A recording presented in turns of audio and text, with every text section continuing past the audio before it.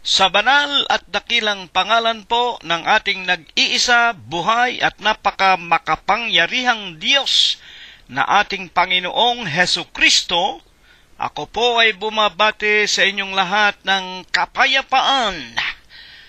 Tayo po ay muling pinasapit ng Diyos sa panibagong gabi pong ito upang tayo po ay muling magkasama-sama sa ikapagpapatuloy po ng ating mga pag-aaral sa mga karunungan ng Diyos na inalihim sa hiwaga na napasulat sa mga banal na kasulatan, at ang atin pong pag-aaralan na inihanda ng Panginoong Hesukristo sa kanyang kaharian upang ipaabot sa atin ang banal na aralin bilang ika-17, na ito naman po ay tumatalakay sa mga katotohanan na itinuturo ng Biblia kung sino po si Birhen Maria.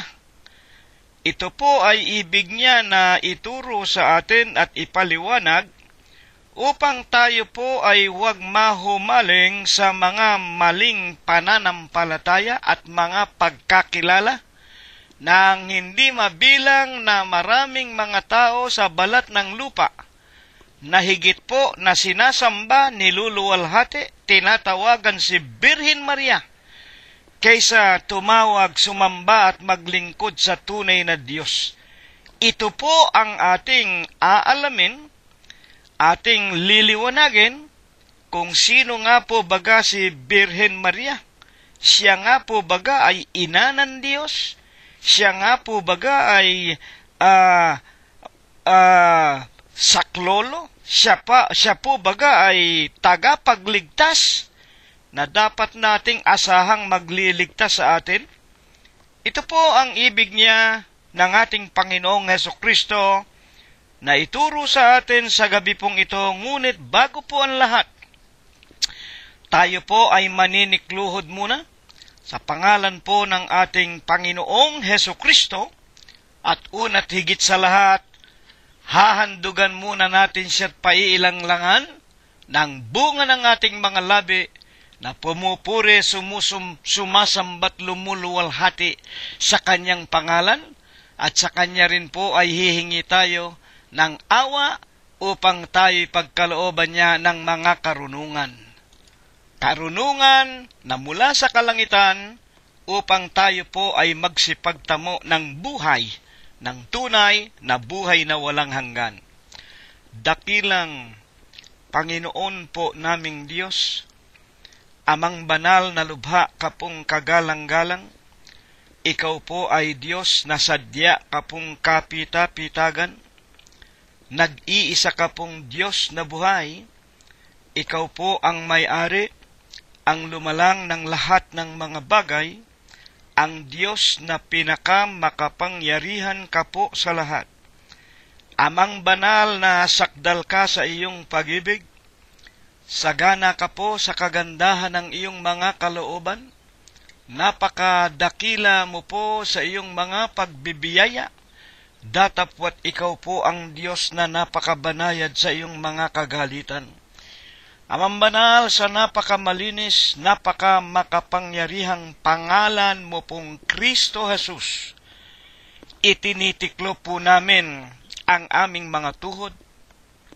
Nagpapakumbaba kami, Ama, at nangangayupapa sa iyong banal na kaitaasan.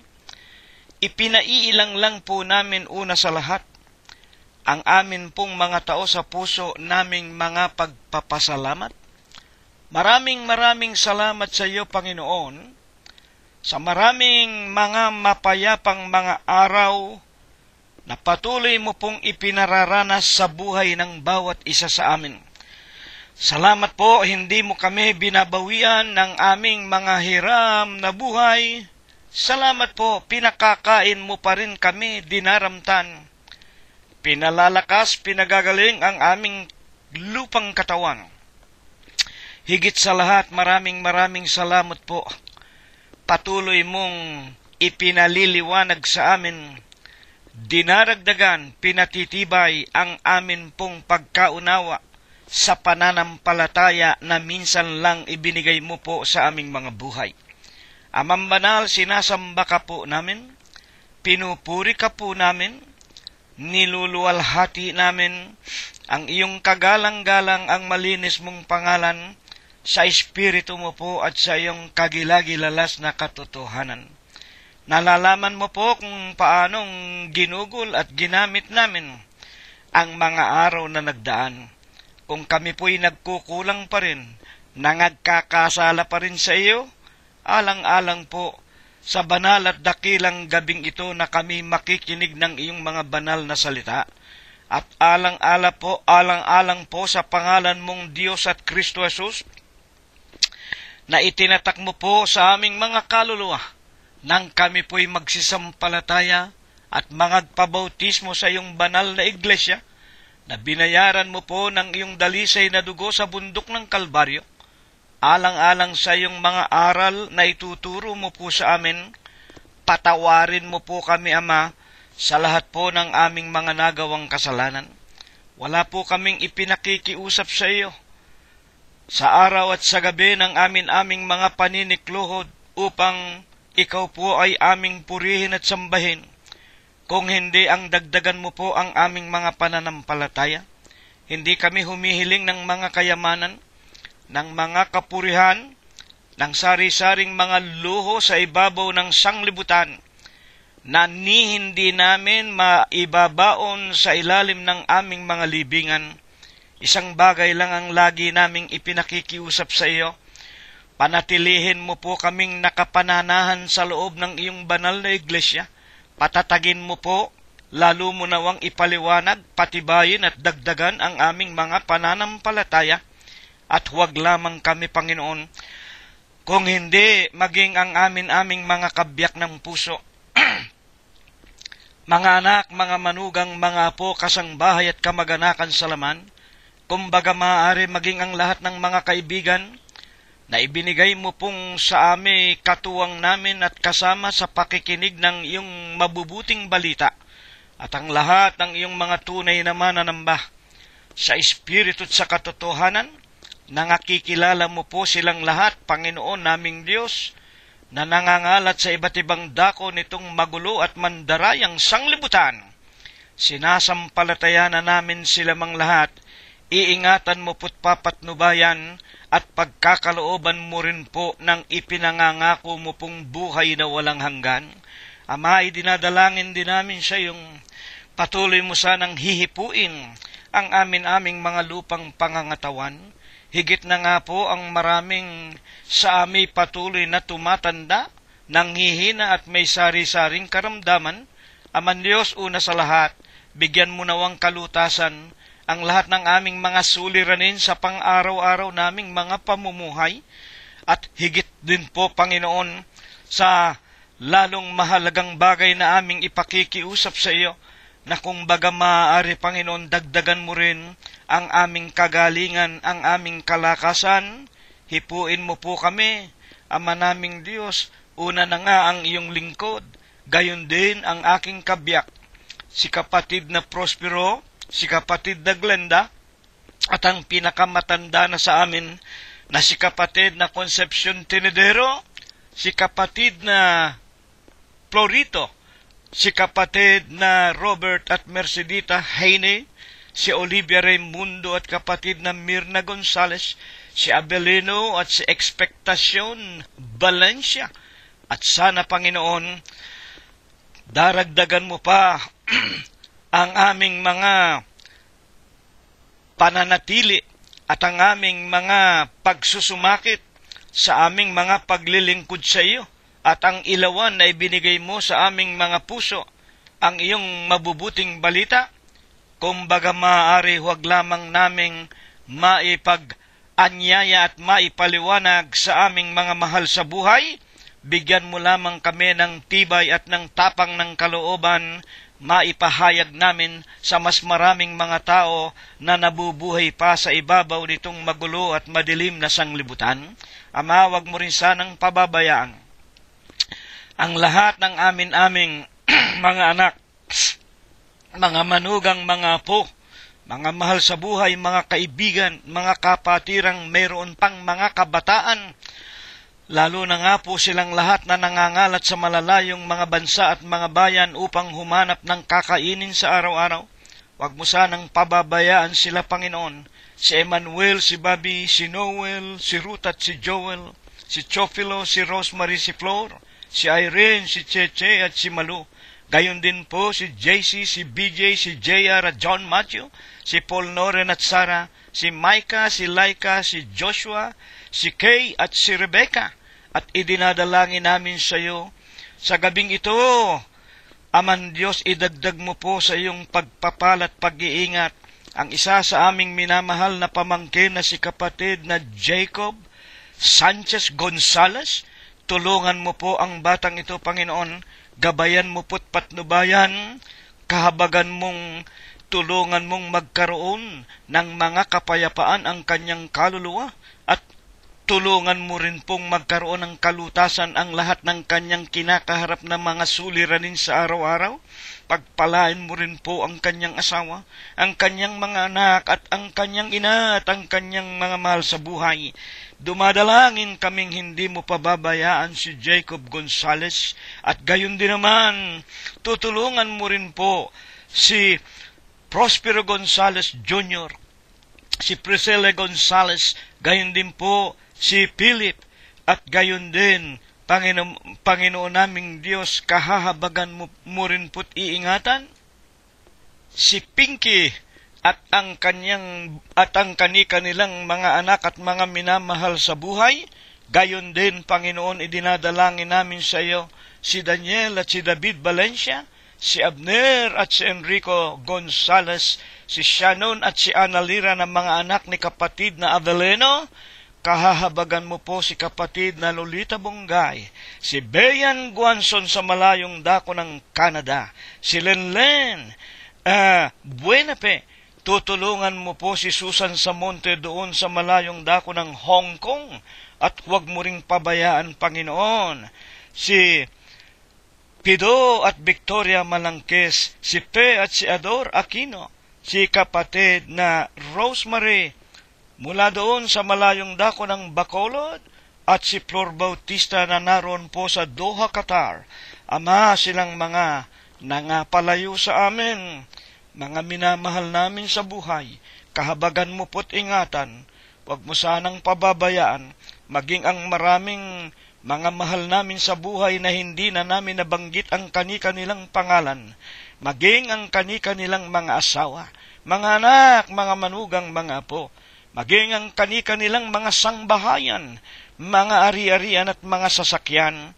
Ipinapakiusap namin sa iyo, Ama naming Diyos, pagpapalain mo rin po sana, ilalayo sa mga sunog, sa mga lindol, sa malalakas na ulan, sa mga baha at sa mga daluyong, sa kamay ng pamahalaan, sa mga digmaan, sa mga magnanakaw, gayon din sa mga masasamang mga taong nangakapalibot sa aming mga tirahan. Ama, lubos kaming umaasa, lubos kaming nananampalataya. Sa gabing ito, ikaw po ang muling magtuturo sa amin. Bubuksan mo po sa amin ang buong kaliwanagan, ang iyong mga aralin, na ibig mo pong dumating at mapakinggan namin, at ito po ay ipaglilingkod ng iyong hamak na lingkod. Banalin mo nawa ang kanyang puso, linisin mo po ang kanyang kalooban, panatilihin mo sanang nananatiling tulad sa isang mabuting kasangkapan, at ang kanyang tinig ay magkaroon ng bis at kapangyarihan. Kung ito'y mapakinggan ng nakikinig, magkaroon sila ng pagkatakot sa iyo, magbunga sa kanila ang iyong mga aral ng maraming mga gawang kabanalan. Ama naming Diyos, kami dumadalangin at umaasang ikaw po ang titindig sa amin, ikaw ang magtuturo sa amin, ikaw ang nag-iisa naming guro, ang rabay ng aming mga kaluluwa, ikaw ang aming nag-iisang obispo, pastor, at saserdote, tagapagligtas at Diyos ng bawat isa sa amin na mayroong mga pananampalataya sa iyo, sa tanging pangalan mo pong Diyos Kristo Jesus, magmula po ngayon at magpakailanman. Amen. At ngayon po, katulad po ng ating kinagagawian, pabayaan po nating muli nating sauyan sumandali ang nakalipas nating aralin bilang ika-16, kung paanong niliwanag sa atin kung sino si Satanas at kung saan siya nanggaling. Napakinggan po natin sa maraming mga talata sa Biblia, katulad po sa aklat ni Propeta Zacarias 3:1, itong tinatawag na Satanas, ito po ang kaaway ng mga banal ng Diyos. Sila po ang mga kaaway ng mga taong may takot sa Diyos, sumusunod at naglilingkod sa Diyos. Kaaway. Pag sinasabing kaaway, talagang ibig po na wika nga ibagsak o patayin o tapusin ang mga taong naglilingkod sa Diyos, sapagkat ibig niya walang taong makarating sa langit kung hindi ang tao, ang lahat ay mapasama sa kanya sa impyerno kasama ng kanyang mga alipores o ng kanyang mga demonyo, ang mga Diyos ng sanglibutan. Naliwanagan po natin na itong si Satanas ay tinatawag din po sa pangalang matandang ahas. Ito nga po yung dumaya kay Eva at kay Adam, nagpakunwaring ahas ng katotohanan sa pamamagitan ng pagsisinungaling sa ating mga magulang. At tinatawag din siya na Diablo at Satanas. Diablo, ang ibig sabihin, dalawang salitang Latin, Dei, Diyos, BLO, blo, kaaway. Kaya nga po, adversary of God, kaaway po ng Diyos. At siya ang dumadaya sa lahat ng tao sa buong sanglibutan. Apokalipsis 12:9. At itinuro din sa atin, siya rin po ay tinatawag na tempter o manunukso. Siya nga po ang tumukso sa ating Panginoong Hesus. Pagkatapos na makapag-ayuno ng 40 araw at 40 gabi, gutom na gutom, uhaw na uhaw, yung katawang ginamit ng Panginoong Hesukristo, tinukso siya ng dyablo at alam po natin ang mga tukso na ginawa sa kanya. Kung ikaw ang anak ng Diyos, magpatihulog ka, mag-suicide ka, magpatihulog ka sa burol na ito. At kung ikaw nga ang anak ng Diyos, magsusugo siya ng kanyang mga anghel para iligtas ka. At kung ikaw nga ang anak ng Diyos, ipag-utos mo ang batong ito maging mga tinapay. At sinagot nga siya ng Diyos, mga magulang o ng Panginoon, hindi lamang sa tinapay mabubuhay ang tao. Doon ay inilalarawan, itong si Satanas, siya po ang tinatawag na manunukso. At kung saan nga po nanggaling, itong si Satanas, napakaliwanag po, ito po ang tinatawag na Lucifer. Ito ang maningning na tala sa umaga na kasama ng Panginoon Diyos doon sa langit, na katiwala ng Panginoon Diyos.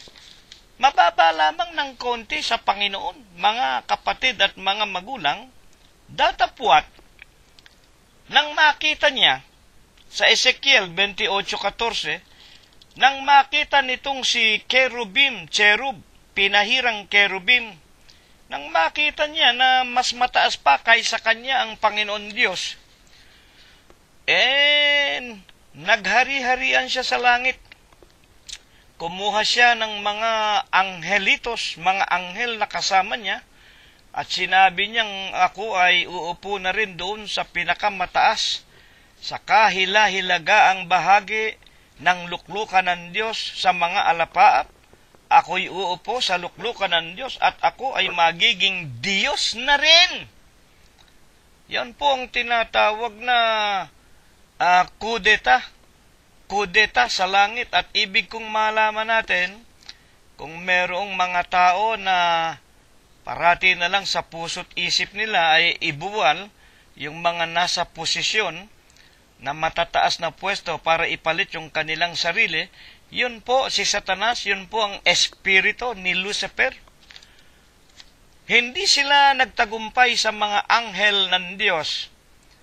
Hindi sila nagtagumpay kay Miguel, Arkanghel. Ipinaliwanag sa atin yung Miguel, ang ibig lang sabihin, may, akin, el, Diyos o Panginoon. Yon po ang ating Panginoong Hesukristo. Mga iginagalang na mga tagapakinig. Hindi sila nagtagumpay sa ating Panginoon. Sa Panginoong Miguel o Panginoong Hesukristo, hindi sila nagtagumpay laban sa mga anghel ng katwiran. At nang sila nga po ay maigupo, sila nga po ay ipinukul sa lupa at ang naging pinakahari nila, itong tinatawag na si Cherubim, na tinawag na Satanas, the Tempter, ang matandang ahas, ang matandang dragon, ang Diablo, mga iginagalang na tagapakinig. At ito ngayon ang ginawang masamang espiritu sa lupa. Tulad ng sinasabi po sa Efeso 6:12, ang pakikipaglaban natin hindi sa laman at sa buto o sa dugo, kung hindi laban sa mga espiritu ng kasamaan na laban doon sa mga kaitaasan, sa makatwidbaga ang kaaway nating mga tao, tayo na mga anak ng Diyos, sa loob ng iglesia ng Diyos kay Kristo Jesus. Ang kalaban natin ang matandang ahas, ang Diablo, ang Satanas, ang manunukso, at ang kanyang mga demonyo. Nang matutuhan natin ito, mga magulang, kung paano natin nagiging kaaway ang masamang espiritong ito, hindi katakataka ang wika nila Apostol Pablo, si Satanas man nagpapakunwaring anghel ng kaliwanagan. At sa ikalawang Korinto 11:13, mga kapatid, sila ang nagpapakunwaring mga apostol ni Kristo, mga bulaan, mga magdarayang manggagawa, nagpapakunwaring anghel ni Kristo. At si Satanas man, sa tinatawag na kaliwanagan ng Biblia, nagpapakunwaring anghel ng kaliwanagan. Paano po natin nakakalaban si Satanas at ang kanyang mga diablo o mga demonyo? Sa mga nagpapakunwaring mga iglesia, mga relihiyon, katulad ng sinasabi ng Panginoong Hesukristo, Mateo 24, magsipag-ingat kayo.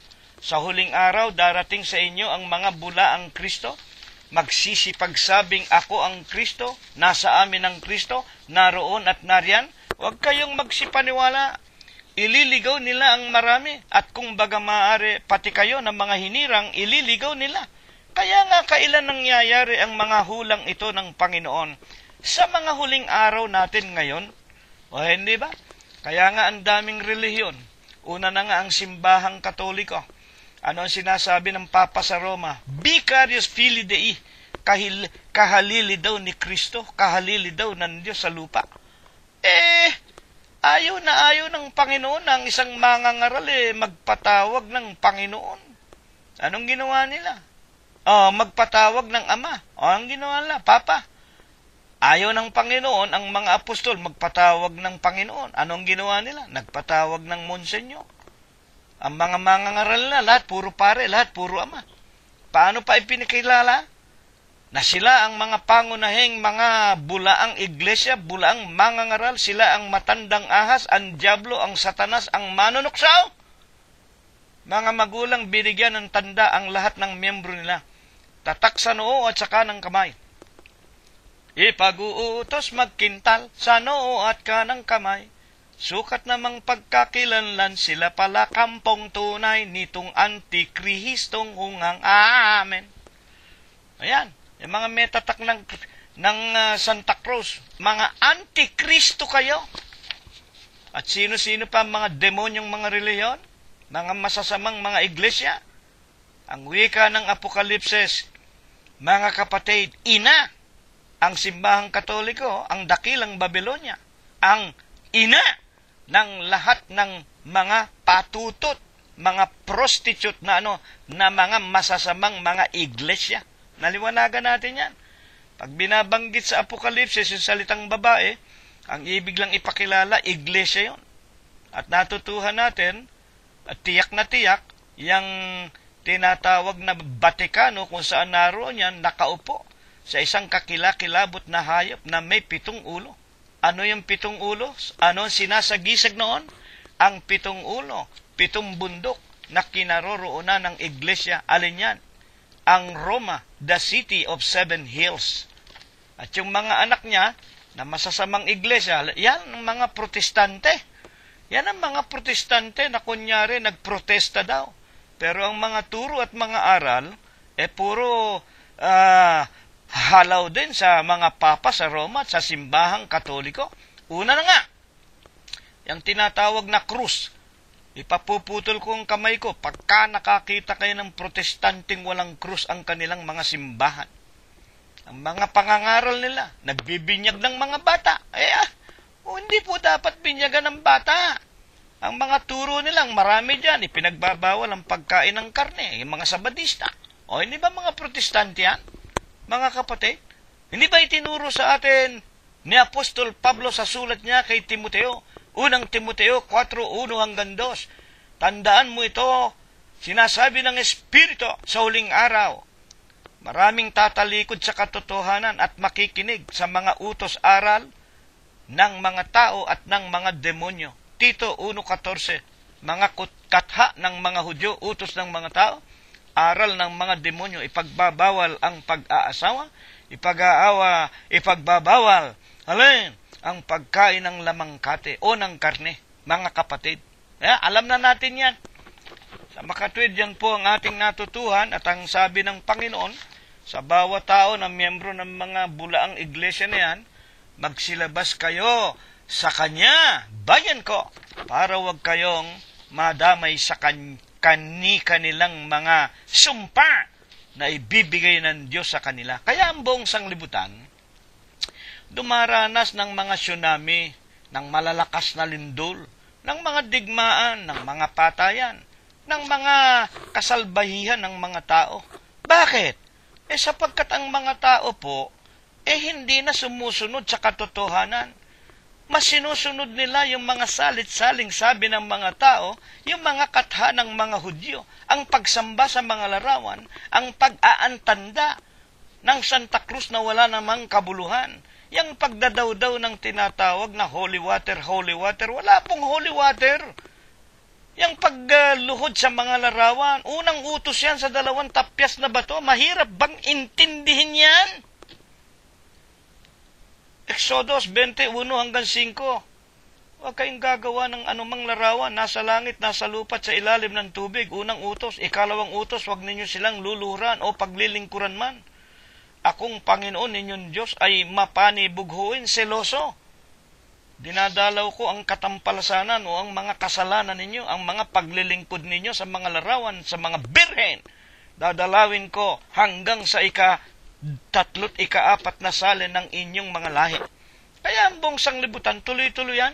Mga kapatid, laging may sumpa ng Diyos. Bakit? Pati yung mga naging anak ninyo, hindi nyo tinuturuan na umalis dyan sa pagsamba kay Satanas Yung pangang mga anak ninyong ay nako, kaya napakahirap po na makaakit tayo ng mga nakikinig sa huling araw na ito. Sasabihin sa inyo kapatid na Cirilo, dito na po kami lumaki sa simbahang Katoliko. Ito na po ipinamana ng aming mga magulang. Bahala kayo sa buhay nyo. Puro sumpa, daranasin ninyo. Puro sakit ng ulo. At saka huli-hulihan, 2 pagparito, huwag kayong umasa ng langit. Sa impyerno kayo. Huwag kayong magagalit sa akin. Magsalita tayo ng katotohanan lamang. Hindi po ako naninira. Ngayon, sa gabi pong ito, isang napakagandang paksa ang ibig ng Panginoon na ipaliwanag sa atin.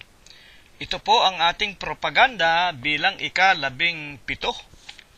At kung ano po ito ang atin pong paksa, babasahin ko at matama ninyong pakinggan. Kung sino si Birhen Maria ayon sa mga banal na kasulatan. Ito po'y simpleng-simple. Sino nga baga si Birhen Maria? Bakit nga ito ibig ituro? kapatid na Cirilo, sa amin na mga nakikinig sa inyo. Kasi po, nakikita ng Panginoong Hesus, mas marami pa ang mga tao, hindi mabilang, una na nga, simbahang Katoliko, ang mas marami pang panalangin kay Birhen Maria. Marami pang pagpupuri kay Birhen Maria kaysa sa tunay na Diyos. Aba, Ginoong Maria, napupuno ka ng grasya, ina ka ng Diyos, ipanalangin mo kami. Aba, Ginoong Maria, ipanalangin mo kami.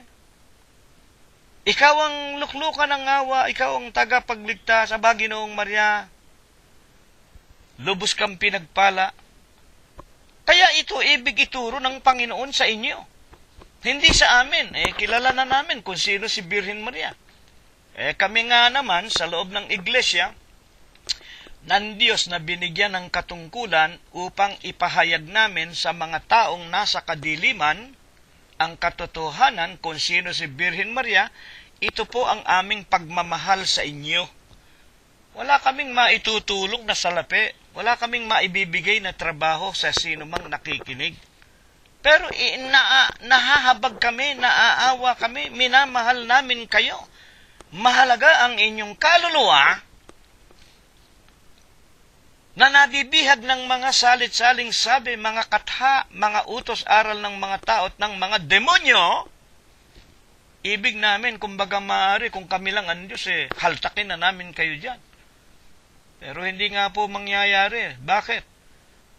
Ang pagliligtas po sa pamamagitan ng pananampalataya at ang pananampalataya sa pamamagitan ng pakikinig at ang pakikinggan ang mga salita ng ating Panginoong Hesukristo o sa makatwidbaga ang kanyang ebanghelyo. Kaya sa pamamagitan po ng pagkasangkapan ng Diyos sa inyong lingkod at sa Iglesia ng Diyos kay Kristo Jesus, ibig naming ipaabot sa inyo ang aming pag-ibig una sa Diyos at pag-ibig namin sa inyo, sapagkat sa pamamagitan lamang ng pangangaral na ito, maipakikita namin sa Diyos ang aming pagmamahal sa Kanya. Sapagkat hindi namin nakikita ang Diyos, walang laman, walang buto. Paano namin maiibig ang Diyos? Iibigin namin ang aming kapwa. Kung paano ang pag-ibig namin sa aming sarili, ano ba ibig namin sa aming sarili? Makarating sa langit. Paano kami nakatiyak na darating kami sa langit sa ikalawang pagparito? Nakinig kami, sumampalataya at nagpabautismo. Ito naman ang ibinabalita namin sa inyo para makasama namin kayong lahat sa katotohanan, sa buhay na ito hanggang doon, sa tunay na buhay, sa buhay na walang hanggan. Unang tanong, sino nga po baga si Birhen Maria ayon sa itinuturo ng Biblia? Buksan natin ang Juan 19:25. Ito po ang pagpapaliwanag. Ang mga bagay ngang ito ay ginawa ng mga kawal. Dadapwat na nga katayo sa piling ng krus ni Jesus ang kanyang ina. Putulin po muna natin ito. Ito po yung pagkakataon na ang ating Panginoon ay kasalukuyang nagdurusa sa pagkakabayubay niya sa krus. At dito po may ipinaliliwanag, nasa harap o nakatayo sa piling ng krus ni Jesus ang kanyang ina. Ang tanong natin sino nga po baga si Birhen Maria na ina ng Panginoong Hesukristo? Ituloy po natin. At ang kapatid ng kanyang ina, meron pong kapatid, si Birhen Maria. Sino? Si Maria. Maria din ang pangalan. Na ano? Na asawa ni Cleopas. Sa makatwid, si Birhen Maria, kapatid po ni Maria Cleopas. Ito pong pagpapatunay kung sino si Birhen Maria, ang ibig lang sabihin, ito ay tao. Tao na katulad natin. May mga kamag-anak. Ako, may mga kapatid sa laman. Si kapatid na Prospero, kapatid ko. Kaya makikilala ninyo kami. Magkapatid. Kaya, si Birhen Maria, kapatid ni Maria na asawa ni Cleopas. Sa makatwid, meron pa bang itinuturo ang Biblia kung paano natin lubos na makikilala si Birhen Maria? Buksan po naman natin ang ikalawang talata, Lucas 1:36. At narito, si Elizabeth, na iyong kamag-anak ay naglihiri naman ng isang anak na lalaki sa kanyang katandaan at ito ang ika-6 na buwan niya na dati tinatawag na baog. Ano po ang napakinggan natin kung sino pa? Mga kapatid, ang Birhen Maria.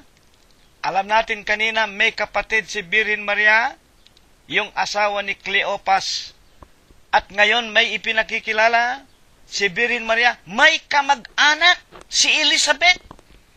At kung sino po ang Elizabeth na ito po ang ina ni Juan Bautista.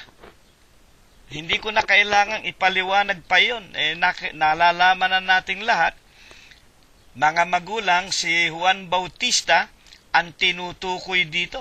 Kaya nga kung ipagpapatuloy ninyo sa inyong mga bahay ang pagbabasa nitong Lucas, magmula sa 1:36 hanggang 42, ito po yung nang dalawin ni Birhen Maria si Elizabeth na noon naglilihin na. Itong si Elizabeth, malaki na ang kanyang tiyan. Nang batiin niya si Elizabeth, lumukso yung bata sa tiyan ni Elizabeth. At para bagang nalalaman ng ipanganganak ni Elizabeth na yung dumarating ay ang babae na siya namang kinasangkapan ng Panginoong Jesus. Mga kapatid, na kanyang magiging Panginoon, parang sumaludo sa tiyan. Alam niyan dumating yung nanay nung kanyang magiging Panginoon. Kung natatandaan ninyong kasaysayan ni Juan Bautista, binabautismuhan ko kayo sa tubig, bautismo ng pagsisisi, ngunit merong dumarating sa aking likuran. Pagdating niya, sa kanya na kayo magpapabautismo, babautismuhan niya kayo sa Espiritu at sa apoy. Kung natatandaan ninyo yung ating mga sermon, diyan sa ating mga nakalipas na mga aralin. Sa makatwid, si Birhen Maria ay ordinaryong tao, may mga kamag-anak. Kapatid ni Maria Cleopas, kamag-anak ni Elizabeth, nanay ni Juan Bautista. Lumalagay si Jesus, yung katawang ginamit, at si Juan Bautista ay magkamag-anak sila sa laman. Ngayon, papaano tinanggap ni Birhen Maria ang balita ng anghel na mga magulang at mga kapatid? Papaano tinanggap ni Birhen Maria ang balita na tinanggap niya sa sugo na anghel, si Anghel Gabriel? Buksan natin 1:46, Lucas din po. At sinabi ni Maria, dinadakila ng aking kaluluwa ang Panginoon. Narito po, makinig kayo mabuti. Si Birhen Maria, makinig kayo mabuti. Si Birhen Maria mismo, na tinatawagan ng simbahang Katoliko at ng maraming mga nagsasabing Kristiyano, mas maraming tawag kay Birhen Maria, maraming pagpupuri kay Birhen Maria, maraming pagdakila kay Birhen Maria. Si Birhen Maria mismo, dumadakila ang kanyang kaluluwa sa Panginoon. Sino ba ang Panginoon? Panginoong Hesukristo. Tuloy natin. At nagagalak ang aking espiritu sa Diyos na aking tagapagligtas. Ayan po. Si Birhen Maria mismo ay sumasampalataya yung Diyos na magkakatawan tao. Kakasangkapanin yung kanyang tiyan para lumabas at maging tagapagligtas. Sinasampalatayanan ito ng ating Panginoong Hesus, ng babaeng si Birhen Maria, sapagkat nilingap niya ang kababaan ng kanyang alipin, sapagkat narito mula ngayon, patawagin akong mapalad ng lahat ng mga maghahali-haliling mga lahi. O ayan, kapatid na si Rilo, hindi ba napakaliwanag, binasa natin, magmula ika ngayon, sabi ni Birhen Maria, tatawagin akong mapalad ng lahat ng maghahali-haliling mga lahi. Hindi po naman namin winawalang halaga si Birhen Maria. Kinikilala nga po ng Iglesia ng Diyos kay Kristo Jesus si Birhen Maria bilang isang mapalad na babae na dahil sa kanya, nagkatawan tao ang Diyos. Na yung tiyan ni Maria, na ordinaryong tao, ginamit ng Diyos. At hindi po namin inaalis ang kabanalan ni Birhen Maria. Pero dito, hindi sinasabi ni Birhen Maria, magmula ngayon, sasambahin ako, tatawagan ako, luluwalhatiin ako. Ng mga magsasalit-saling hali-haliling mga lahi. Hindi po sinabi ni Birhen Maria, sasabing mapalad siya ng lahat ng magsasalin-saling mga lahi. Totoo yan. Mapalad. Maski kami, sinasabi namin, swerte niya, dakila si Birhen Maria. Pero ang ibig man sabihin nun sa kanya na kami tatawag at siya na ang tatawagin naming tagapagligtas. Hindi po. Mga iginagalang na kapatid at magulang at na mga tagapakinig, siya mismo dumakila. Siya mismo sumampalataya sa Panginoon na kanyang isisilang. Ang wika niya, dinadakila ng aking kaluluwa ang Panginoon, ang aking tagapagligtas. Kaya nga paanong magiging ina ng Diyos yung nilalang lamang ng Diyos? Si Birhen Maria, ginawa lang ng Diyos yan. Kamukha ko, kamukha ninyo, mga ordinaryong mga tao. Ginawa tayong lahat ng Diyos. Bakit tinatawag ninyo, Aba, Ginoong Maria, ina ka ng Diyos? Huwag kayong magagalit, Ang pinag-uusapan dito, ikaliligtas ng kaluluwa ninyo at ng inyong mga mahal sa buhay. Bahala kayo, manatili kayo dyan. Ang importante, napapakinggan ninyo, baka katukin ng Diyos at baguhin ng Diyos ang inyong mga puso. Ang atin pong mga katanungan, ano nga po baga ang pagpapala o kapalaran na tinamo ng Birhen Maria sa Diyos? At sinabi ni Maria sa anghel, ito po, ibinalik natin yung tagpo na sinabi ni Anghel Gabriel, na ikaw ay lilimliman, ikaw ay mapalad sapagkat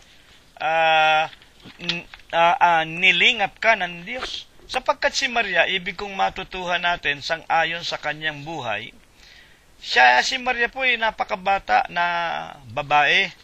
Humigit kumulang siguro po 14 hanggang 16. At dahil nga po sa kabanalan ng kanyang puso, ayaw niyang mabahira ng dungis yung pagkababae niya, ibig niya mamatay siyang malinis, isang birhen. Kaya nga tinawag na birhen At yung kanyang pagnanasa na maihandog niya yung kanyang pagkababae hanggang kamatayan sa paglilingkod sa Diyos, yun ang naging sanhi kung bakit nga po siya kinasangkapan ng Diyos para sa kanya iluwal ang tinatawag nga na pagkakatawan tao ng Diyos na nakilala natin, tinatawag natin na anak ng Diyos, ang ating Panginoong Hesukristo. At sinabi ni Maria, balikan natin 1:34, paanong mangyayari ito na ako'y hindi nakakakilala ng lalaki? Ibig nga niya, mamatay na birhen At sumagot ang anghel, 1:35, Lucas din. At sinabi sa kanya, bababa sa iyo ang Espiritu Santo, lilimliman ka ng kapangyarihan ng kataas-taasan. Kaya naman, ang banal na bagay na ipanganganak mo ay tatawaging anak ng Diyos. Ayan. Kaya nga po ang Panginoong Hesukristo tinawag na anak ng Diyos. Pero ibig kong maunawaan nating lahat, yung pagkakatawan tao ng Diyos, yun ay paraan lang. Paraan ng Diyos para iligtas. Una nga, kumbaga maaari ang kanyang sariling bayan, ang bansa ng Israel na noon nalulung na sa mga pagsamba sa mga larawan at lumaban na nga po sa Diyos. Hiningi nga nilang Panginoong Hesukristo kay Pilato, ipako sa krus si Kristo, pakawalan si Barabas. Kaya nga po nagkatawan tao ang Diyos para ibig ng Diyos magkaroon ng lunas ang sakit ng kanyang sariling bayan na paglayo sa Diyos. At katulad ng ating malimit mapakinggan sa 14 ng ikalawang Samuel, ang wika tayong mga tao mamamatay na walang pagsala. Para tayong tubig na kung matapon sa lupa, hihititin ng lupa at hindi na makukuha pang maguli. Ngunit, ang Diyos ay humanap ng paraan upang tayo ng mga itinapon sa tulad sa tubig, huwag tayong manatiling tapon Ibig sabihin, huwag tayong manatiling patay hanggang doon sa impyerno. Kung hindi humanap siya ng paraan upang tayo ay huwag manatiling tapon at tayo muling magkaroon ng tinatawag na buhay. Alin nga ang paraan? Ang Diyos nga po bumaba, nagkatawang tao. Pag sinasabi pong nagkatawang tao, si Jesus po, hindi po tao. Si Jesus po, siya ang Ama, siya ang Diyos. Nagkatawang tao para siya mismo.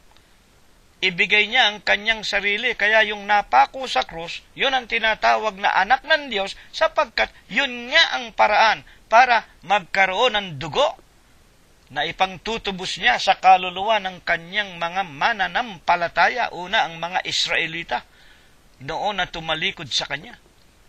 Mga iginagalang na mga magulang at mga kapatid. Kaya nga, ituloy pa natin, 1:45 ng Lucas, ang kapalaran, mga kapatid, na tinanggap ni Birhen Maria sa Diyos, at mapalad, eto po, naging kapalaran, no?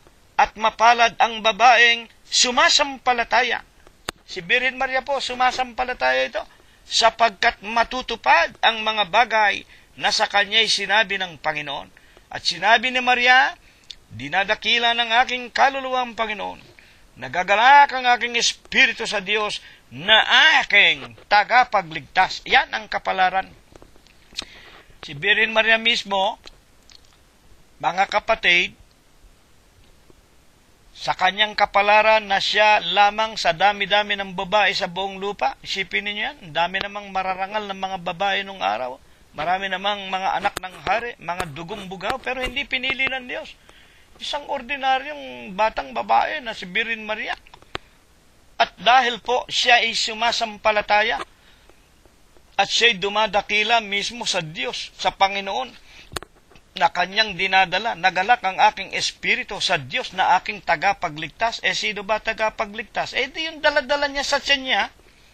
Sinabi na nga ng Anghel Gabriel, ang dadalhin mo, tatawagin ang pangalang Emmanuel. Una sa lahat, ang ibig sabihin, suma sa atin ang Diyos. At tatawagin mo ang kanyang pangalang Jesus, sapagkat ililigtas niya ang kanyang bayan. Si Jesus tagapagligtas. Anong ginawa ni Birhen Maria? Sinasampalatayanan ko. Dinadakila ko. Nagagalak ang espiritu ko sa Diyos na aking tagapagligtas. Hindi pa niya ipinapanganak Alam na niya. Diyos yung kanyang dinadala. Mga kapatid. Kaya ano ang pagpapatunay ng mga apostol? Mababasa natin sa banal na kasulatan na maging nang maipanganak na at dumating na sa panahon ng mga pangangaral ng kanyang ebanghelyo ang ating Panginoon, na si Birhen Maria nananatiling tapat pa rin sa paglilingkod sa kanyang tagapagligtas na ipinanganak niya o na ating Panginoong Jesucristo. Aklat ng mga Gawa 1:13. At nang sila'y magsipasok sa bayan, nagsiakyat sila sa silid sa itaas, na kinatitirhan nila, ng mga apostol, ni Pedro at ni Juan at ni Santiago at ni Andres, ni Felipe at ni Tomas, ni Bartolome at ni Mateo, ni Santiago na anak ni Alfeo at ni Simong Masikap at ni Judas na anak ni Santiago. Putulin ko po muna. Ito po ang tagpo na pagkatapos nga po na mapailang lang na sa langit nang mabuhay na maguli sa mga patay ang ating Panginoong Jesucristo, at habang tinatangay sa kaitaas ay isinisigaw ng Panginoon, magsihayo kayo sa buong sanglibutan, ipangaral ninyo ang aking ebanghelyo, ang sumasampalataya at mabautismuhan sa pangalan ng Ama, Diyos, Anak, Kristo Jesus at Espiritu Santo, mga salita ng ating Panginoon o ang mabubuting balita o ang kanyang ebanghelyo. Nagkakaroon ng buhay na walang hanggan, ang ayaw sumampalataya ay parurusahan.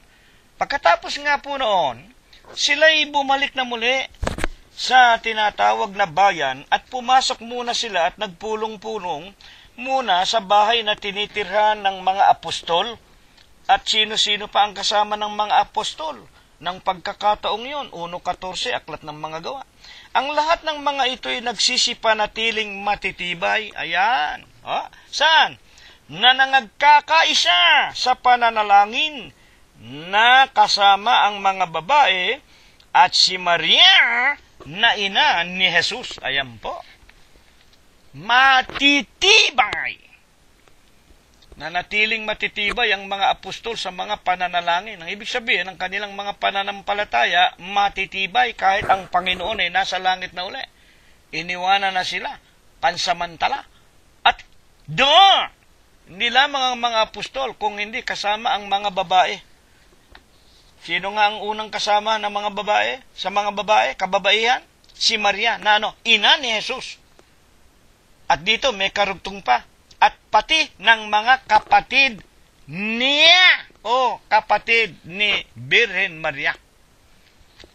Mga kapatid. Ibig ko malaman natin, may mga kapatid si Birhen Maria. Hindi ba kapatid nga si Maria na asawa ni Cleopas? Dito kasi pinalilitaw ng ibang mga reliyon, si Kristo raw may mga kapatid pa sa laman, may mga kapatid na lalaki. Hindi po natin binabaliwala kung anuman ang sinasabi ng Biblia, dadapwat wala pong kaliwanagan yon kung talagang may anak pang ang iba, si Jose at si Maria. At kung magkaroon man ng iba pang mga anak, si Jose at si Maria, wala tayong pakialam. Mag-asawa sila. 30 at 3 taong nagsama sila. Kung ang pagbabatayan ang buhay ng Panginoong Jesucristo, mula nang ipanganak hanggang ipako sa krus at pumanik sa langit, 33 years mag-asawa. Si Jose at si Maria, kung magkaanak ng marami, ano ngayon? Mahalaga ba yan? Yung mga protestante, pinalilitaw nila, meron daw mga ibang mga anak, kapatid si Kristo Jesus, at meron pa akong nakausap na protestante, si Birhen Maria, hindi na birhen yan. Kay Jesus, birhen nung ipanganak, pero may mga naging anak pa, anong pakialam natin doon? Buhay ng pribado yun ni San Jose at ni Birhen Maria. Ang kinukuha natin dito, kung sino si Birhen Maria. Si Birhen Maria, ordinaryong babae, ordinaryong tao. Si Birhen Maria, kapatid ni Maria na asawa ni Cleopas. Si Birhen Maria, kamag-anak ni Elizabeth na nanay ni Juan Bautista. Si Birhen Maria, pinagpala ng Diyos dahil sa dinami-dami ng mga kababaihan. Siya lang ang pinili para maging kasangkapan sa pagkakatawan tao ng Diyos. Meron pa ba tayong hindi naiintindihan doon? Ngayon, ang mga huling katanungan natin, mga iginagalang na mga magulang namin at mga kapatid. Mga huling katanungan natin. Ayon po sa Biblia, meron po bagang nasusulat na si Birhen Maria ay naging tagapagligtas? Ayan, magandang tanong yan. Magandang tanong yan. Bakit nga po ibig ng Panginoon na ituro ito sa atin? Meron pong relihiyon, mga relihiyon, Si Birhen Maria, ang tagapamagitan. Ginoong Maria, ipamagitan mo kami. Inakaan ng Diyos. Ikaw ang tagapagligtas. Totoo ba yan sinasabi ng mga iglesia na yan, mga relihiyon na yan? Meron bang nailigtas si Birhen Maria? Nakapagpadilat ba ng bulag? Mga kapatid at mga tagapakinig, nakapagpalakad ba ng lumpo? Meron bang mababasa tayong kahit na isang magaang na bagay na magagawa, pero nagawa ba ni Birhen Maria? Buksan natin. Makinig kayong mabuti. Sa Juan, Kapitulo 2, versikulo 1, makinig kayo ang unang-unang milagro. Sabi nila, milagro. Ito po, kapangyarihan ng Diyos. Alin ang unang-unang kapangyarihang ipinamalas ng Panginoong Hesukristo ayon sa Biblia? Juan 2:1. Buksan ninyo mga Biblia ninyo. At nang ika-3 araw ay nagkaroon ng isang kasalan sa Kana ng Galilea. At naroon ang ina ni Jesus. Putulin po muna natin. Nagkaroon ng malaking kapistahan. Bakit? Merong isang kasalan sa tinatawag na Kana ng Galilea. Magarbo. Mayaman ang may pakasalo, may paboda. Maraming bisita. At naroon din ang ina ni Jesus. At inanyayahan din naman si Jesus, pati ang Panginoon, kumbidado. At ang kanyang mga alagad, pati ang 12 alagad, sa kasalan. Ituloy natin, ano nangyari? 2:3. At nang magkulang na ng alak, ang ina ni Jesus ay nagsabi kay Jesus, Anak, wala na silang alak. Ayan po. Anong kukuhanin natin dito? Naroon sa kasalan sa Kana si Maria, ang Panginoong Hesus at ang 12 alagad. At habang nagkakasayan at nagiinuman, naubusan ng alak ang may paboda o ang lalaki o ang may pakasal. Ano ang sabi ng Birhen Maria? Ano ang sabi ni Maria? Lumapit kay Jesus, bumulong. Jesus, anak, wala na silang alak. Alam ba ninyo ibig sabihin nito? Ito'y nagpapaliwanag na mayroong pag-uutos. Ang ibig sabihin ng babaeng si Maria sa Panginoon, Jesus, gumawa ka ng alak. Totoo ba yan? Totoo ba yan? Ituloy natin, no? 2:4, San Juan din. At sinabi sa kanya ni Jesus, makinig kayo, talasan ninyo, pakikinig ninyo. At sinabi sa kanya ni Jesus, babae! Babae? Ba? Sasabihin ng marami, ano ba namang klaseng anak yan si Jesus? Bastos sa kanyang nanay. Sipin mo yung nanay, bumulong lang na anak, wala nang alak. Bakit kasagot-sagot ni Jesus ay babae? Bakit nga po ba gagayon? Sino tayong magsasalita ng ganyan sa Panginoon? Siya ang Diyos. Dito ipinakikilala ang Panginoong Jesucristo, hindi anak ni Birhen Maria. Ginamit lang siya, pero hindi ordinaryong tao na dapat gumalang sa kanino man, lalo na nga sa tinatawag na ina na kanyang pinanggalingan. Pero ang sabi ni Jesus, babae! Anong pakialam ko sa iyo? Abay, isipin mo nga yan. Mga kapatid, makinig kayo. Ang aking oras ay hindi pa dumarating. Napahiya si Birhen Maria. Ngayon, tatawagan ninyo si Birhen Maria, ikaw ang aming tagapagligtas, ina ka ng Diyos, ipanalangin mo kami, ikaw ang aming tagapamagitan. Wala pong magagawa si Birhen Maria. Kahit na nga po 1 tasang tubig, hindi niya nagawang alak At inuutusan pa niya si Jesus na alam niyang maraming nagagawang makapangyarihang gawa, nagpapadilat ng bulag, nagpapalinis ng mga ketongin, bumuhay pa nga ng patay. Pagkatapos inuutusan niya, anak, nakakahiya naman, maubusan ng alak ang may pakasal, kumbidado pa naman tayo at narito ka. Babae! Anong pakialam ko sa iyo? Bakit mo ako inuutusan? Hindi pa dumarating ang oras ko. Kaya nga nang mapahiya si Birhen Maria, ano sinabi niya? 2:5 ng Juan. Sinabi ng kanyang ina sa mga alila, gawin ninyo ang anumang sa inyo'y kanyang sabihin. Napahiya si Birhen Maria. Bahala ka na nga. Mga alila, sundin na lang ninyo kung anong gustong gawin ni Jesus. Napakaganda po ng ating aralin. Ngayon, nakikilala na ninyo, si Birhen Maria, hindi kayo maililigtas. Lalo na nga pagka may malalakas na ulan, tulad ng Typhoon Ondoy, kung ano-anong malalakas na sigalbo ng panahon, ang daming tumawag kay Birhen Maria. Ano nangyari? Namatay ang mga asawa, nalunod ang mga anak, nawasak ang mga bahay. Pagkatapos makita mo, nasa lansangan. Mabuti na lamang po na iligtas namin itong si Birhen Maria, si Santo Niño. Santamba kayong mga, naku po, Diyos ko, hindi po kayo maililigtas ni Birhen Maria. Hindi kayo, mag-aral kayo, magbasa. Humingi tayo ng karunungan sa Diyos at dito nga tinuturuan tayo. Walang magagawa si Birhen Maria kahit na kapirasong bagay, tulad nga nito, hindi nakagawa ng alak, tinailangan pang bulungan niya si Jesus. Nagalit tuloy sa kanyang Panginoon Diyos. Babae, anong pakialam ko sa iyo? Sino lamang ang nakapagligtas sa tagpong yaon upang malayo sa kahihiyan ang may pakasal o may paboda? Sagot. Ito po, Juan 2:6. Mayroon nga roong 6 na tapayang bato na nalalagay alinsunod sa kaugaliang paglilinis ng mga Hudyo. Putulin po natin. Sinabi niya kay Maria, babae, anong pakialam ko? Anong pakialam ko sa iyo? Hindi pa dumarating ang oras ko. Ang ibig lang sabihin ng Panginoong Jesucristo, huwag mo siyang uutusan, siya ang Diyos. Hindi mo siya anak. Anak mo siya doon sa laman na ginamit niya, pero yung pagka-Diyos niya, inuutusan na ni Maria yung kapangyarihan ng Diyos.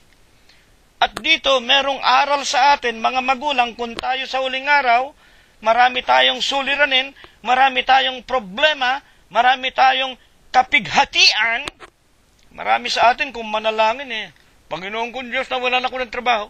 Bigyan mo po ako ng bago-bago at ibang mas magaling na trabaho. Panginoon kong Diyos, ibig ko pong mag-asawa, bigyan mo po ako ng magandang babae. O hindi ba may mga ganyang mga reliyon? O hindi ba merong mga ganyang mga obispo pa na mangungumbida sa inyo sa luneta? Sasabihin po maroon kay sa luneta, manalangin tayo. Isulat ninyo sa kapirasong papel ang gusto ninyong hilingin. Gusto mo ng kotse, gusto mo ng mansion, gusto mong tumama sa lottery, gusto mong mag-asawa. Isulat mo ang kahilingan mo kay Jesse. Ayan, tinatawag pa nila ang Panginoong Jesucristo, Jesse. Pagkatapos mananalangin tayo, pagsigaw ko ng hallelujah, amen, praise the Lord, yung payong na binili ninyo sa amin, at yung panyo, ilagay ninyo sa payong pasahod sa langit, pag-uwi nyo ng bahay, kahilingan ninyo, tinanggap na ninyo. Ayan, tinuturuan tayo dito, babae! Anong pakialam ko sa iyo? Hindi mo pwedeng utusan ng Diyos. Ay, nako, mga salbahe kayo mga leader ng mga relihiyon, kung ano-anong mga pinagtuturo ninyo, mga utos, aral ng mga tao at ng mga demonyo. Hindi po ganyan, igalang ninyo ang Panginoon. Huwag niyong tatawaging Jesse, ano kayo? Para kayo mga, ano bang pinagtutularan niyo sa Panginoong Jesucristo? Saan gano'n, nakamukha ninyo? Ay, nako, huwag kayong magagalit sa akin, no? Sinasaysay ko lang sa inyo ang katotohanan. Kaya nga nandumating na ang kanyang oras.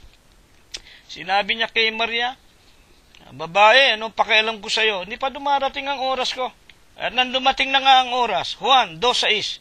Sabi ni Maria sa mga alila, sundin na lang ninyo kung ano ipag-uutos ni Jesus sa inyo.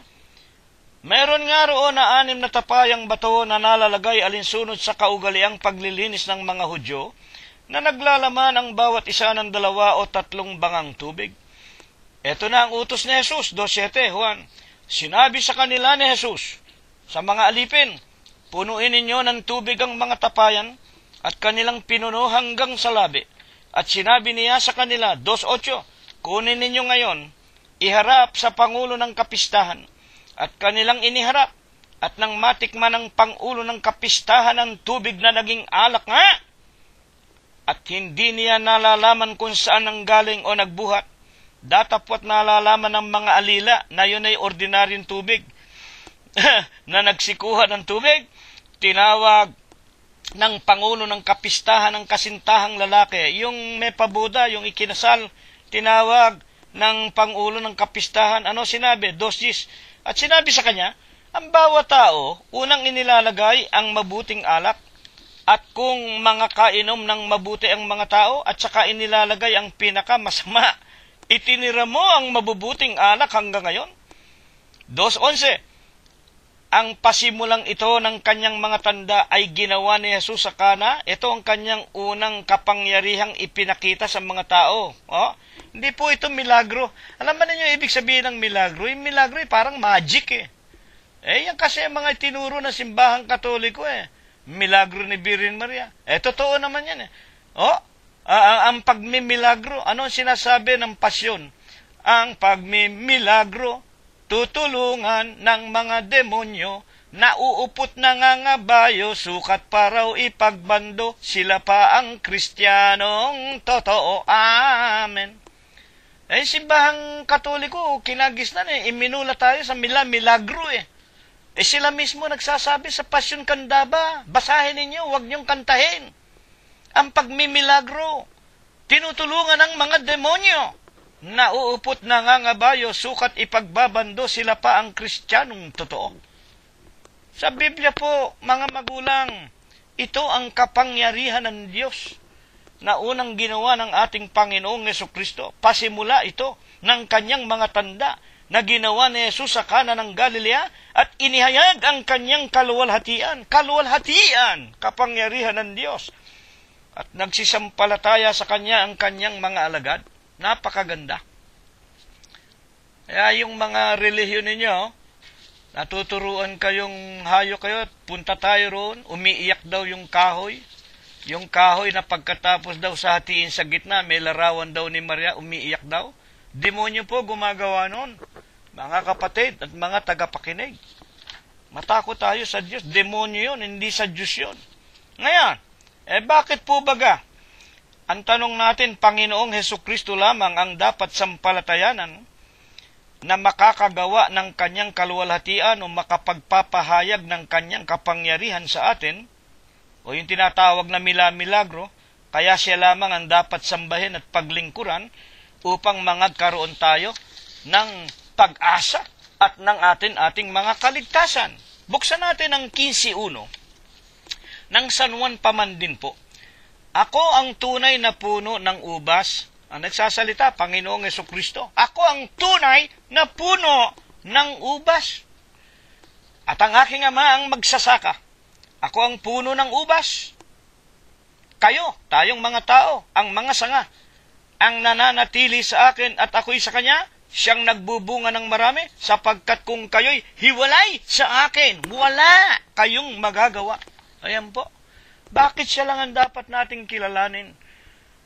Bakit hindi natin dapat kilalanin si Maria na tagapamagitan, tagapagligtas? Bakit hindi tayo dapat umasa sa kanyang mga milagro na tinutulungan ng mga demonyo ayon sa mga paring Katoliko na sumulat ng Pasyon Candabat, Pasyon Genesis, mga magulang at mga kapatid? Si Kristo ang tunay na puno ng ubas. Ito'y paglalarawan, inihahalin tulad yung kanyang sarili, tulad sa isang punong kahoy. Ano ba ang puno? Merong sanga. Tayo, mga tao ang mga sanga. Kung hiwalay kayo sa akin, kung hiwalay tayo sa kanya bilang puno, wala tayong magagawa. Totoo naman yan subukin mo. Kahit na hitik sa bunga yung isang sanga ng inyong mga puno, dito sa aming likod bahay, marami kaming halaman, meron kaming cherimoya, meron kaming kalamansi, meron kaming orange, meron kaming bayabas. Sabihin mo mang hitik sa bunga ang isang sanga, tagpasin mo, hindi ba mamamatayan? Walang magagawa. Ganyan din tayong mga tao. Kaya doon tayo kakapit kanino? Sa tunay na punong kahoy. Sa tunay na Diyos. Sa tunay na Panginoon. Sa ating Panginoon, Hesukristo. Pinatutunayan pa niya, 15:5. San Juan din, kung kayo magsipanatili sa akin, at ang mga salita ko'y nagsisipanatili sa inyo, hingin ninyo ang anumang inyong ibigin at gagawin sa inyo. 14:14 ng San Juan, kung kayo'y magsihingi ng anuman sa pangalan ko, yaon ang aking gagawin. Ayan. Diretso. Hindi tayo hihingi kay Birhen Maria. Hindi tayo hihingi kay Pedro. Hindi tayo hihingi kay Francis na bagong ama ninyo. Hindi tayo hihingi maging sa kung sino-sinong mga patay ng mga banal. Wala nang magagawa yan. Maski mga unang mga banal, wala pong magagawa, mga kapatid at mga magulang. Ngayon, bakit sa pangalan ni Jesus po lamang tayo hihingi? At hindi sa kanino man, kahit na kay Birhen Maria, gawa, aklat ng mga gawa, 4:10.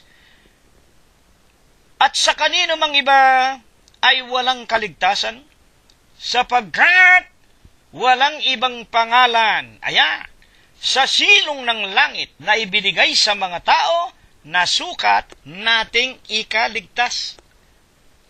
Ang wika ng mga apostol, aklat ng mga gawa, 4:12, ang tanong natin, bakit kay Kristo Jesus lamang na nagsasabi sa ating siyang punong kahoy ng ubas, tayong mga sanga, kung hiwalay tayo sa Kanya, wala tayong magagawa, at kung tayo nakasugpong sa Kanya, ang anumang bagay na hihilingin natin, ito'y gagawin sa atin kung hihilingin natin sa Kanyang pangalan. Walang ibang pangalan sa silong ng langit. Nahihingi ka at bibigyan ka kung hindi sa pangalan lamang nino ng ating Panginoong Hesukristo. Mga kapatid, totoo ba yan? Totoo ba yan? Bakit nga po sa pangalan lang ni Kristo Jesus, Filipos 2:10, upang sa pangalan ni Jesus, iluhod ang lahat ng tuhod. Ayan, lahat ng tuhod. Sino ba may tuhod? Tayong mga tao. Sino-sino pa ang may mga tuhod? iluhod ang lahat ng tuhod. Nang nanga sa langit may mga tuhod din, yung mga anghel. At nang nanga sa ibabaw ng lupa, tayong mga tao may tuhod. At nang nanga sa ilalim ng lupa. Sabi nila, meron daw mga creation din sa ilalim ng tubig na kamukha ng tao. Sabi nila, sa mga dagat daw, may mga syokoy. Wala akong pakialam kung meron mga maligno dyan, kung meron dyang mga tulad nating mga tao na nilalang ng Diyos. Basta sinasabi rito, kung totoo sila, may tuhod sila, mananalangin din sila, luluhod. Kanino? Sa pangalan ng ating Panginoong Hesukristo. Hindi po sa pangalan ni Birhen Maria. Hindi po sa pangalan ni Lorenzo Ruiz. Hindi po sa pangalan ni Kalunsad. Ay, nako. Ewan ko kung hindi pa nyo maintindihan yan, ang liwaliwanag na.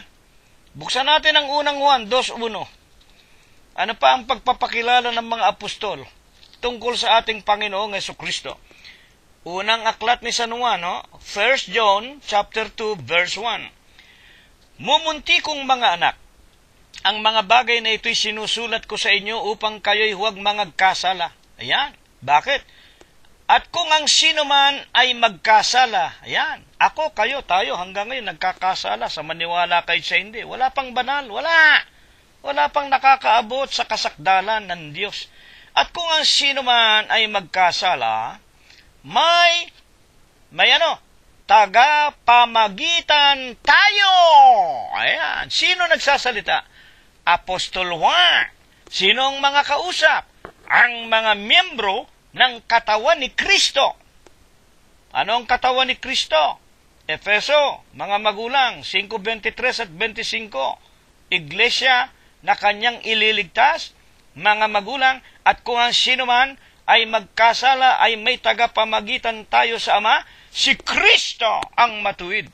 Sino lang ang dapat tawaging tagapamagitan ng tao sa Diyos? Ang Panginoong Hesukristo. Kaya nga kung magsisipanalangin tayo, huwag tayong dadalangin kay Pedro, kay Christopher, kay Francis. Maging sa mga unang mga santo, kina Nonong Noah, kay Moses, kay Abraham, walang magagawa yan. Isa lang ang tagapamagitan.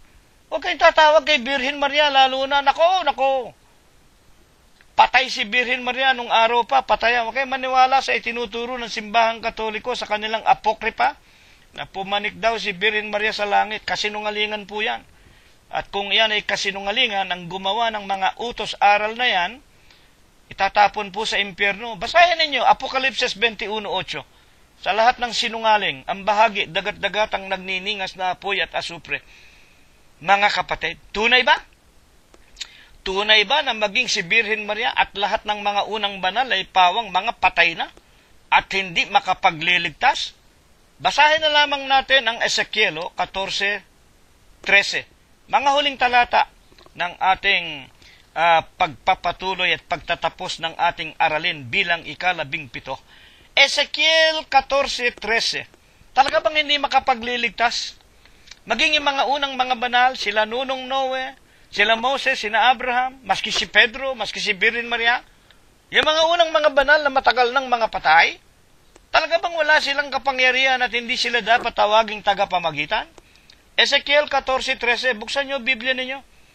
Anak ng tao, pagka ang isang lupain ay nagkasala laban sa akin ng pagsalangsang, at aking iniunat ang aking kamay roon, at aking binali ang tungkod ng tinapay. Ang ibig lang sabihin ng Panginoon Diyos, pagka ako'y nagpadala ng drought o ng tagtuyot, at nagpasugo ako ng kagutom, kagutuman, at aking inihiwalay roon ang tao at hayop, at sa ibang mga talata, hindi ko na isinama para wag tayong masyadong humaba, kapag ako'y nagpasapit ng tabak, digmaan.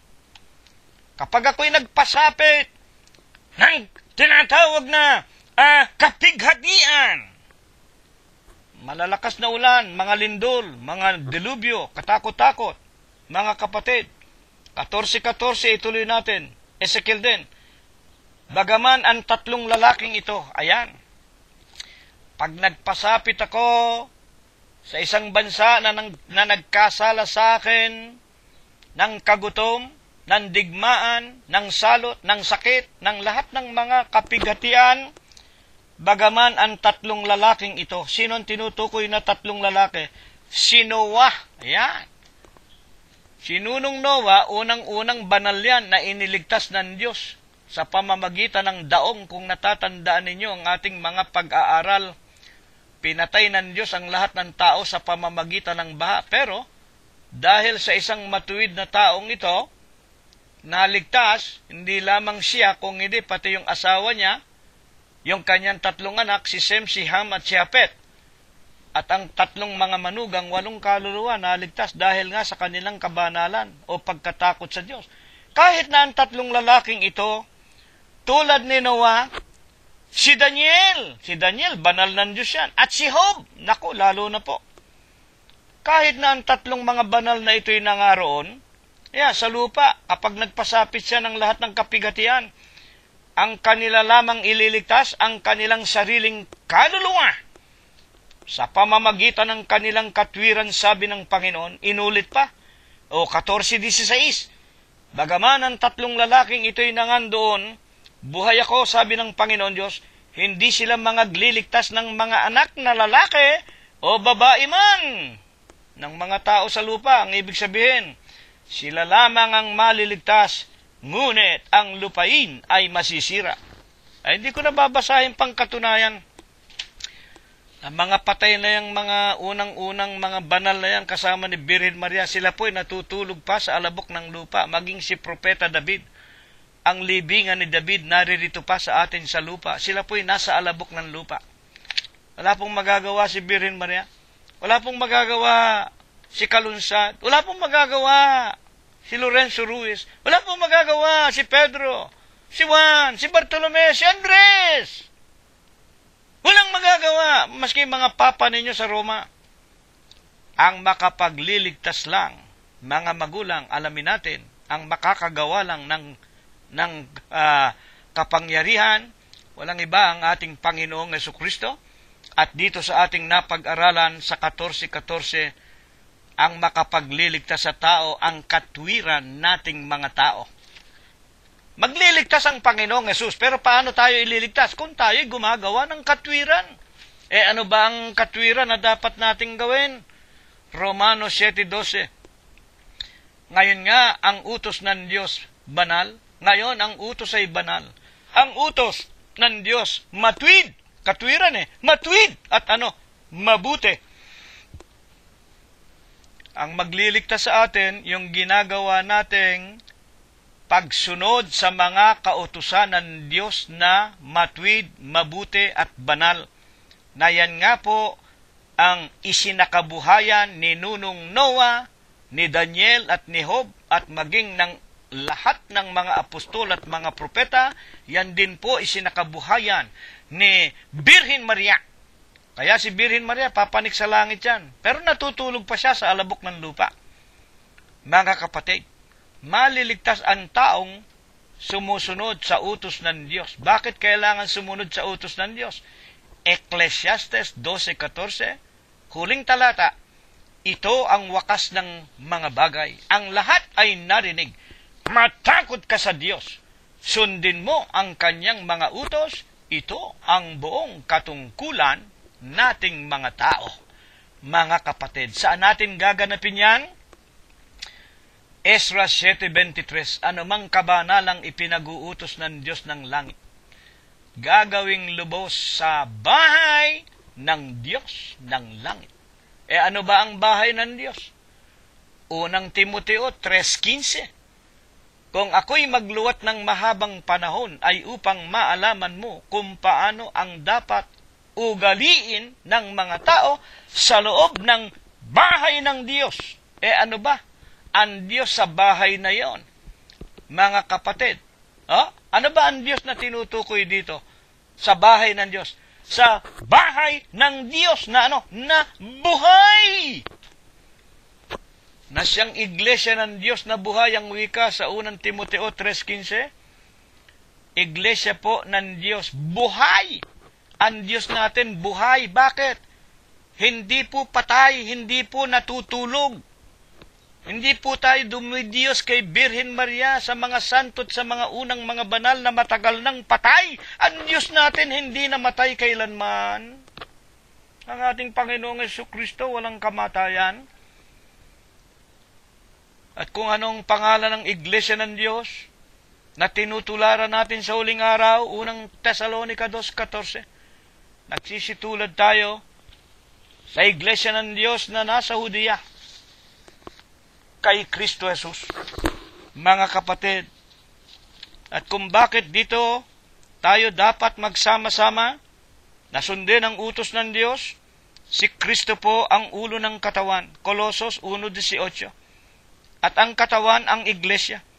Ano ang pangalan ng Iglesia? Iglesia ng Diyos kay Kristo Jesus. Ano ang masusumpungan natin sa loob ng Iglesia ng Diyos kay Kristo Jesus na buhay? 1:14 ng Colosos, siyang kinaroroonan ng katubusan ng kapatawaran ng ating mga kasalanan. Bakit nga po ang Iglesia ng Diyos kay Kristo Jesus ang ililigtas ng Diyos? Aklat ng mga Gawa 20:28, Iglesyang binayaran niya ng kanyang sariling dugo. Ito ang binili ng Diyos ng kanyang dugo. At ang pastor natin dito, ang obispo natin, ang saserdote natin, ang apostol natin, ang ating Panginoong Jesucristo. Basahin ninyo unang Pedro 2:25. Basahin ninyo ang Ebreo 3:1 hanggang 2. Huwag nating kalilimutan ang dakilang apostol at saserdote ng ating mga kaluluwa. Walang iba kung hindi ang ating Panginoong Jesucristo. Ito po ang napakagandang aralin, propaganda bilang 17 na itinuro sa atin ng ating Panginoon Diyos na mahabagin na walang iba kung hindi ang ating Panginoong Jesucristo. At bago po tayo maghiwa-hiwalay, atin pong pasalamatan siya ng ating maiksing pananalangin.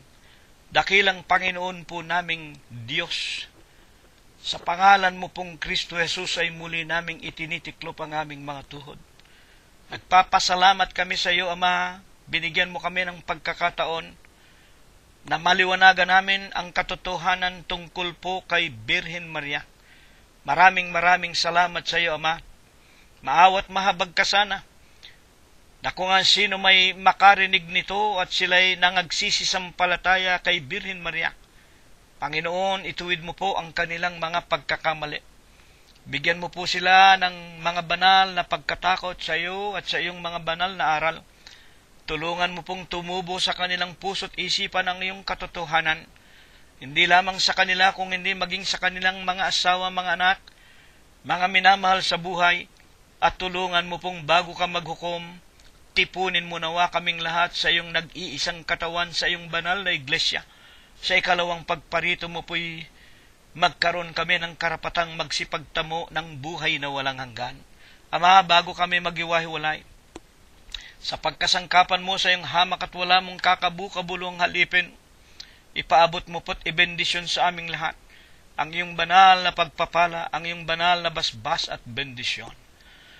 At ngayon ay tanggapin nating lahat ang walang hanggang pag-ibig, ang walang hanggang pagbibiyaya, ang pakikipisan, ang kaaliwan, ang pamamatnubay at ang kagalingan. Gayon din ang hindi maulatang banal na biyaya, basbas at bendisyon, pagliligtas at pagpapagaling ng kanyang banal na espiritu. Ito nawa ang muli niyang ipagkaloob sa ating mga magkakapatid sa gabing ito, sa lahat ng ating mga kabyak, sa lahat ng ating mga anak, mga manugang, mga apo, kasangbahay at kamag-anakan sa laman, sa lahat ng ating mga kaibigan, sa loob at labas ng ating mga dampang tahanan, at sa buong kalaganapan ng Iglesia ng Diyos kay Kristo Jesus, magmula ngayon, magpakai kailanman. Amen. Kapayapaan ang sumaatin, mga kapatid. Purihin ang pangalan ng ating Panginoon Diyos na ating Panginoong Jesucristo. Maraming salamat po sa inyong lahat. Hanggang sa darating na muli po nating mga pag-aaral, kung tayo po ay binubuhay pa ng ating Panginoong Diyos na siyang ating Panginoong Hesukristo. Salamat po sa inyong lahat.